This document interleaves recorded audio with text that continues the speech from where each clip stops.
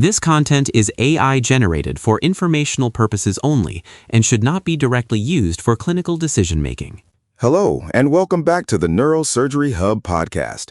I'm Dr. Aris, a senior attending in neurosurgery. And I'm Dr. Alara. Today we're looking at a fascinating new study from the journal World Neurosurgery, published in 2026, titled Cavernous Sinus Medial Wall Resection in Invasive Pituitary Adenomas, Outcome in Acromegaly. This is a topic that has really gained traction in the last few years.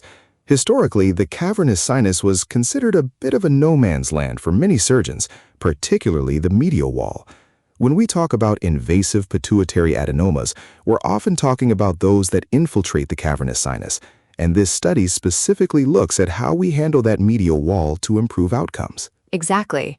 The paper points out that pituitary adenomas often infiltrate the cavernous sinus, and the most common route of entry is through the cavernous sinus medial wall, or the CSMW. For our residents listening, remember that the CSMW is that thin dural layer separating the pituitary gland from the venous spaces of the cavernous sinus. Right. And in the past, if a tumor was invading that space, what we often classify as higher KNOSP grades, many surgeons would leave a residual sliver of tumor behind to avoid the internal carotid artery. But this study looks at a more aggressive yet standardized approach. Alara, what did the authors find regarding the standardization of this maneuver? The authors emphasize that standardization of CSMW resection has significantly improved both the safety and the reproducibility of the maneuver. This is key for the training environment.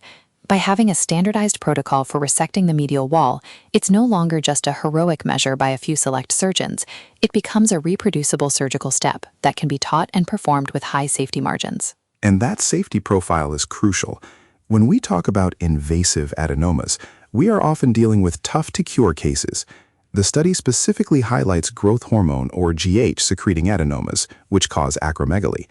Why is the medial wall resection so particularly important for acromegaly patients? It comes down to the extent of resection. As we know, in acromegaly, biochemical remission is the goal, and that usually requires total or near total removal of the adenoma.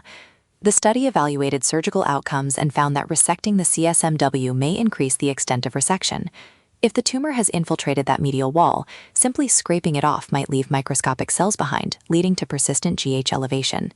By resecting the wall itself, you're essentially achieving a wider margin. It's almost like a margin-negative oncological approach, but applied to the skull base. The abstract mentions they evaluated outcomes with a special emphasis on these GH-secreting cases. In clinical practice, we often see that even a tiny fragment of tumor left on the carotid or within the folds of the medial wall can prevent a patient from reaching biochemical cure. Precisely.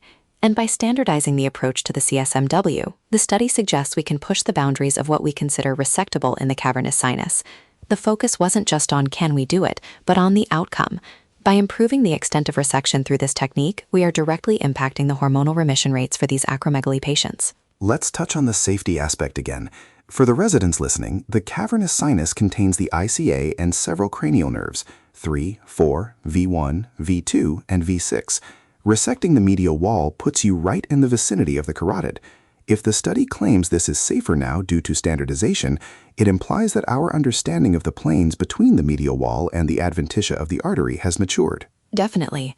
The reproducibility mentioned in the paper suggests that by following these standardized maneuvers, surgeons can reliably identify the carotid and work around it without the high morbidity rates we might have feared a decade ago.